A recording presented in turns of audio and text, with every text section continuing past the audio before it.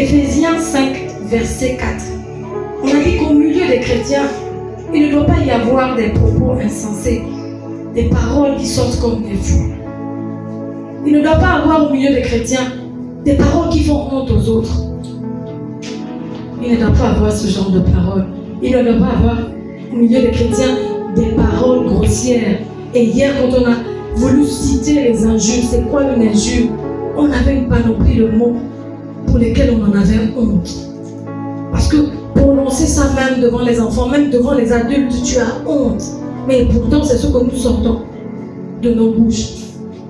Ici que lorsque ton cœur est rempli de bons sentiments, lorsque ton cœur est rempli de bons sentiments, de bonnes pensées, ta bouche va traduire les bonnes paroles. La bouche révèle ce qui est renfermé par le cœur. Si ton cœur est rempli de bons sentiments, si ton cœur est rempli de bonnes pensées, tu vas manifester les bonnes œuvres dont nous parle la Bible. Tu vas manifester de bonnes actions. Le Saint-Esprit et la parole de Dieu nous aident à produire des œuvres bonnes, les œuvres douces, les œuvres d'eau douce. C'est le Saint-Esprit qui nous aide à faire ça. La parole de Dieu aussi nous aide parce qu'elle nous taille au fur et à mesure pour que nous puissions manifester le parfum de Dieu. La parole de Dieu nous aide à manifester le parfum de Dieu au travers de nos actions, au travers de nos paroles. Alléluia. Notons bien qu'ici, c'est tout cela qui glorifie le nom de Jésus. Lorsque le parfum de Dieu se répand dans la vie de quelqu'un, ça glorifie le nom de Jésus. Si par tes paroles, on voit Jésus, Jésus est glorifié. Si par tes actes que tu poses, on voit Jésus, Jésus est glorifié. Amen. L'Odius ici, comme nous l'avons dit, vendredi, représente toutes les bonnes paroles ou toutes les bonnes actions que nous pouvons manifester les uns envers les autres. Maintenant, ouvrons nos Bibles dans Galates chapitre 5, verset 22. Galates chapitre 5, verset 22. Galates chapitre 5, le verset 22. La Bible déclare: mais le fruit de l'esprit, c'est l'amour, la joie, la paix, la patience, la bonté, la bienveillance, la foi, la douceur, la maîtrise de soi. Amen. Amen. Nous pouvons nous asseoir.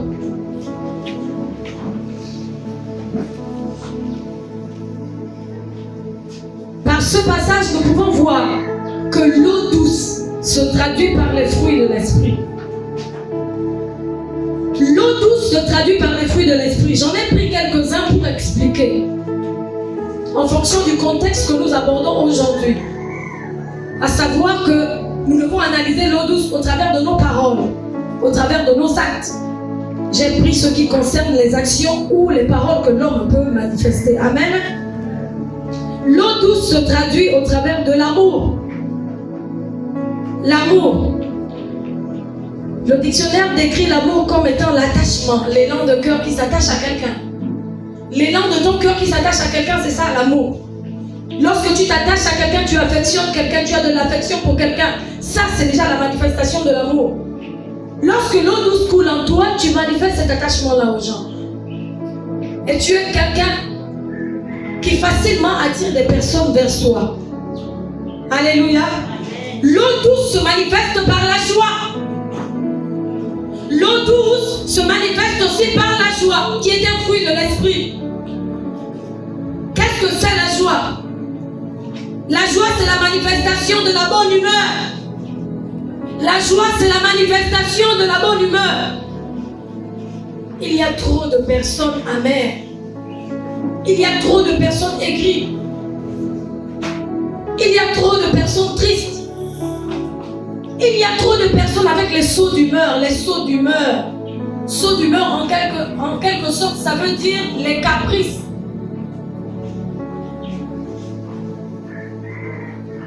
Quand l'eau douce coule en toi, quand la présence du Saint-Esprit en toi fait couler de l'eau douce, tu manifestes la joie. La joie pas comme le monde, mais la joie selon Dieu. La joie ne te vient pas parce qu'on t'a donné de l'argent. La joie te vient à cause de la présence de Jésus en toi. Il te comble de joie. Rien que la simple présence présence de Jésus en toi te donne de la joie. Quel est ce Jésus que toi et moi on a reçu aujourd'hui? On a du mal à manifester la joie. La joie, c'est la manifestation de la bonne humeur. Quelle est cette personne qui dit qu'elle est remplie de l'Esprit de Dieu? Quelle est cette personne qui dit qu'elle est remplie de l'Esprit de Dieu? Quelle est cette personne qui dit qu'elle manifeste les fruits de l'Esprit qui sont l'expression de l'eau douce, mais qui a du mal à manifester la bonne humeur, la bonne humeur, la bonne humeur? Tu peux trouver les autres en joie, mais quand toi tu viens, la mine est froissée. Tu peux trouver les autres de bonne humeur, mais quand toi tu viens, tu prends tes problèmes, tu crois que c'est la raison là, c'est sur tout le monde, tu poses ça. Est-ce que c'est ça la joie? L'eau douce nous fait manifester la bonne humeur. J'ai pris un autre fruit de l'esprit, la paix. Galates 5, 22. La paix. La paix est une manifestation de l'eau douce. Lorsque le parfum de Dieu coule en toi, lorsque la saveur de Dieu coule dans tes actions, tu manifestes la paix. J'ai regardé c'est quoi la paix? La paix c'est le calme, la tranquillité.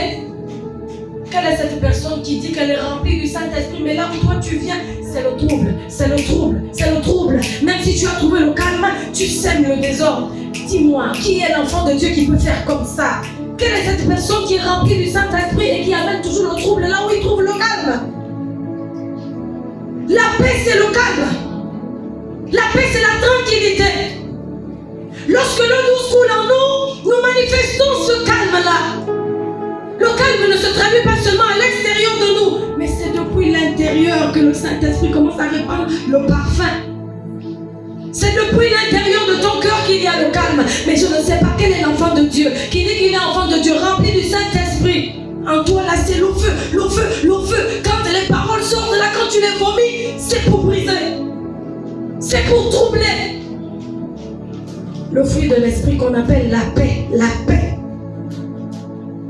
Il y a un autre que j'ai pris, la maîtrise de soi. Dis avec moi, maîtrise de soi. Maîtrise de soi. Écoute ce que le dictionnaire dit. Voici la définition de la maîtrise de soi. Avoir le contrôle sur la manifestation de ses émotions. La maîtrise de soi, c'est avoir le contrôle sur la manifestation de ses émotions. Tu peux ressentir X et Y choses. Tu peux ressentir X ou Y sentiments. La sagesse de Dieu t'amène à maîtriser ça. La sagesse du Saint-Esprit t'amène à ne pas dire du n'importe quoi parce que tu bouillonnes à l'intérieur de toi. La maîtrise de soi. Il y a beaucoup parmi nous qui en manquent, qui manquent de maîtrise de soi. On ne contrôle pas notre bouche. On ne contrôle même pas nos actions. On n'a pas de limites. La maîtrise de soi t'amène à avoir des limites. Lorsque tu es rempli de la maîtrise de soi par le Saint-Esprit, ça t'amène à avoir des limites. Tu sais que même si je suis fâché, je ne peux pas insulter. Tu sais que même si je suis fâché, comment? Peu importe le degré du mépris qu'on m'a donné, la maîtrise de soi t'amène à avoir des limites. Tu sais qu'en face de toi, j'ai une maman. J'aurai la manière de lui parler pour lui faire savoir que je suis fâché. En face de moi, j'ai un enfant. Même si je me fâche, j'ai une limite quelque part. À cause de la présence du Saint-Esprit qui est en moi. À cause de la lumière de la parole de Dieu qui me dit, il faut mettre un frein à ta bouche. Il faut mettre des limites. Maîtrise-toi.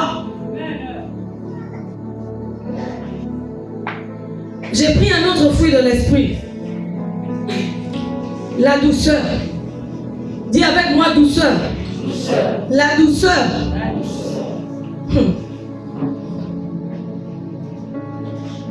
Voici ce que veut dire la douceur. La douceur, c'est ce qui cause un sentiment de bien-être. Ce qui met à l'aise. La douceur, c'est tout ce qui met à l'aise l'autre. Être rempli de douceur, c'est que dans tes paroles et dans tes actions, tu mets à l'aise les autres. Comprenez-moi très bien. Je ne suis pas en train de dire que tu diras toujours de belles paroles aux gens pour leur faire plaisir. Je suis en train de dire, quand on est rempli de douceur, on cause un sentiment de bien-être, on provoque ça chez l'autre. L'autre est content, l'autre est à l'aise d'être en ma présence. Je peux avoir des qualités et beaucoup de défauts, mais l'autre est à l'aise en ma présence. Ce qui met l'autre à l'aise, ce qui permet à l'autre de se sentir bien, c'est ça la douceur. Mais quelles sont les paroles que nous donnons les uns envers les autres? Quelles sont les actions que nous manifestons? Est-ce que ça donne une sensation de bien-être à l'autre? Alléluia.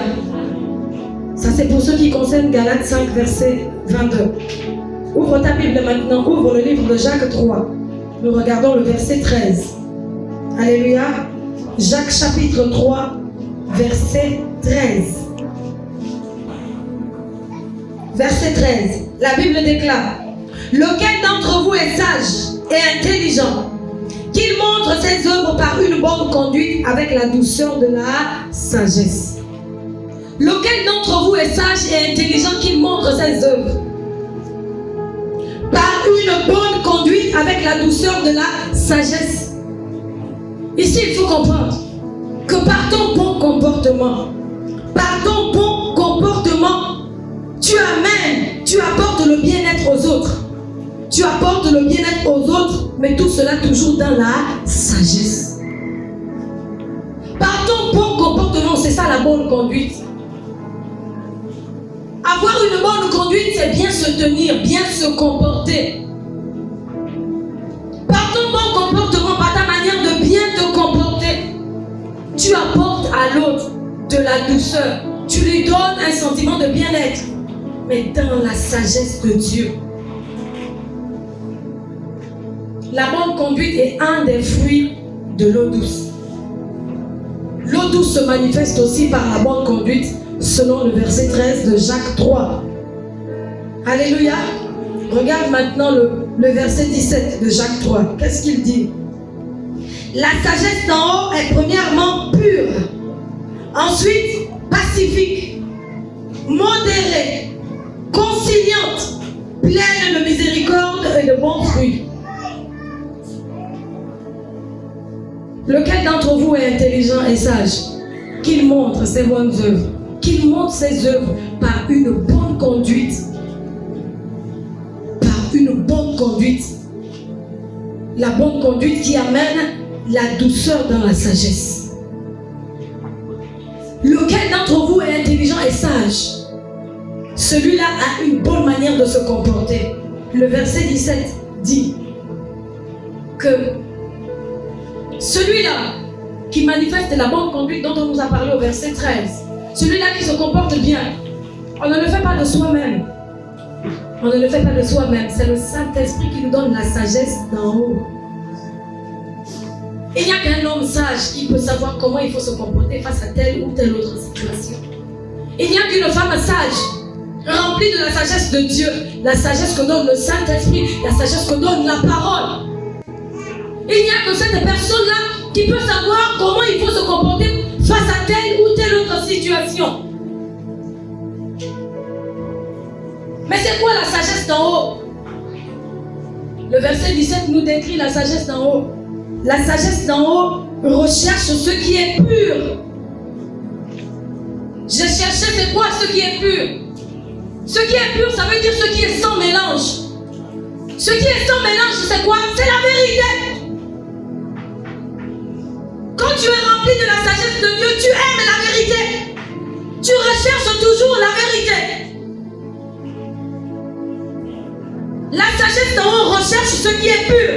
Ce qui est pur, c'est ce qui est sans mélange, c'est-à-dire la vérité. La sagesse d'en haut recherche la paix. On nous a parlé tout à l'heure de la paix dans le verset 22 de Galates 5. La paix, c'est le calme. Lorsqu'on est rempli de sagesse, on sème le calme là où on part. Partout là où on pose ses pieds, on est comme des distributeurs automatiques du calme. On est comme des distributeurs automatiques de la paix. Ce n'est pas seulement à l'église qu'on peut montrer qu'on est une personne calme et qui n'aime pas les problèmes. Partout où tu es, tu dois montrer, à cause de l'honneur de Jésus qui est en toi, montre le calme, donne la paix aux autres. Donne la paix aux autres par tes paroles. Donne la paix aux autres par tes actions. Je continue dans le verset 17. La sagesse d'en haut recherche ce qui est modéré. Généralement, quand on regarde ces mots, on se dit on les comprend, mais on ne les comprend pas vraiment. Ça veut dire quoi ce qui est modéré? Ce qui est modéré, ça veut dire ce qui est éloigné de tout excès, de l'exagération. Ce qui est éloigné de l'exagération. Lorsque tu es rempli de la sagesse de Dieu, tu n'en fais pas trop. Lorsque tu es rempli de la sagesse de Dieu, tu es éloigné par tes paroles et par les actions que tu manifestes, tu es éloigné de l'exagération. L'exagération, c'est Jésus ce qui doit exagérer dans nos vies. C'est le Saint-Esprit ce qui doit exagérer. S'il doit me remplir, il me remplit avec exagération. S'il doit me briser, qu'il me brise avec exagération afin que je devienne même ma boule, bête. Le monde pourrait le dire, mais il faut qu'il me brise à ce niveau-là pour que lui, son nom soit glorifié. C'est lui qui doit exagérer, pas nous. La sagesse d'en haut recherche ce qui est modéré. La sagesse d'en haut est conciliante. J'ai cherché conciliante, c'est quoi? Quand tu es rempli de la sagesse de Dieu, ça veut dire que tu manifestes de l'eau douce. Et si tu manifestes de l'eau douce, tu dois manifester la conciliation. Celui qui manifeste la conciliation, un esprit conciliant, c'est celui qui rassemble, c'est pas celui qui divise. La sagesse d'en haut est conciliante. Elle recherche à unir les gens, à rassembler les gens et non à les diviser. La sagesse d'en haut est pleine de miséricorde. La miséricorde, c'est le pardon. Celui qui est rempli de sagesse, celui qui est rempli de la sagesse d'en haut, pas celle de la chair. Celui qui est rempli de la sagesse d'en haut, celui dont le Saint-Esprit rempli de sa sagesse, il est plein de miséricorde. Il pardonne quelle que soit la faute. Il pardonne à son prochain quelle que soit la faute. Quelqu'un pourrait me dire, mais c'est difficile, on ne pardonne pas n'importe quoi. Il y a des actions graves, il y a des fautes graves, il y a des péchés. Quand toi-même tu regardes, tu dis ça, je ne pardonne pas. Mais la Bible n'a rien mis comme mais là. Ça n'a pas mis un mais. Ça n'a pas mis si. Ça n'a pas mis une hypothèse. Ça dit la sagesse d'en haut est pleine de miséricorde. Ça veut dire que tu pardonnes n'importe laquelle des fautes de ton prochain. La sagesse de Dieu, quand elle remplit quelqu'un, elle amène cette personne à manifester de l'eau douce. Un cœur doux est un cœur qui pardonne. Un cœur doux est un cœur qui pardonne quelle que soit la faute. Alléluia. Autre manifestation de l'eau douce. Éphésiens 5, verset 4. La fin du verset 4 d'Éphésiens 5. Le verset 4. Qu'on n'entende ni paroles grossières, ni propos insensés ou équivoques, choses qui sont contraires à la bienséance. Nous avons vu hier qu'on n'entende ni paroles insensées, propos équivoques, toutes ces choses. Ça, nous avons vu hier dans l'eau amère. Maintenant, dans l'eau douce, on dit ici, choses qui sont contraires à la bienséance. J'ai retenu ces mots. L'eau douce se manifeste par la bienséance. Dis avec moi, bienséance. Bienséance. J'ai cherché. La bienséance, c'est quoi? Pour que je comprenne. C'est quoi la bienséance? Voici ce que me dit le dictionnaire. La bienséance, c'est ce qui convient de dire ou de faire dans une société. Autrement dit, c'est le savoir-vivre. La bienséance, c'est le savoir-vivre. Lorsque l'eau douce coule en toi, tu sais ce qui convient de dire, tu sais ce qui convient de faire dans chacune des situations. Tu n'es pas obligé de dire cette parole qui était marquée sur la feuille. Quand on est bienséant, on utilise des synonymes qui sont en bas. La bienséance, c'est le savoir-vivre. Beaucoup d'entre nous ont perdu le savoir-vivre. Savoir ce qu'il convient de dire. Savoir ce qu'il convient de faire dans une société. Quand tu es au milieu des autres. Savoir que ça, je ne peux pas dire. Ça, là, je ne peux pas faire.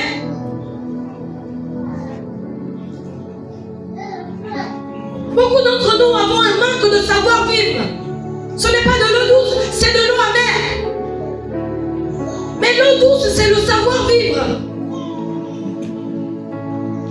C'est savoir avoir des limites. Savoir ce qu'il faut dire, savoir ce qu'il faut faire au milieu des autres. C'est ça la bienséance. Alléluia. Le même verset dit qu'on entend plutôt parmi vous des actions de grâce. J'ai retenu ce mot.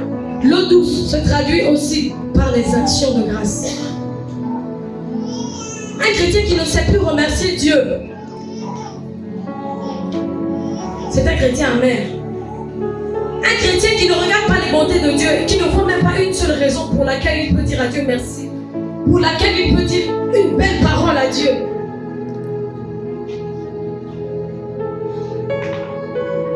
Ça veut dire que si tu regardes son cœur, il y a beaucoup d'amertume à l'intérieur. Il faut enlever l'acidité. Qu'on entende plutôt parmi vous les actions de grâce. Les actions de grâce, c'est dire merci à Dieu. C'est tout ce qui élève la bonté de Dieu, toute belle parole qui élève Jésus. Ça, ce sont des actions de grâce. Dire merci à Dieu. Donner à Jésus ses remerciements. Manifester sa reconnaissance à Dieu, c'est ça les actions de grâce. Qu'on entende plutôt ça. Au lieu d'entendre les injures parmi vous, qu'on entende plutôt des actions de grâce.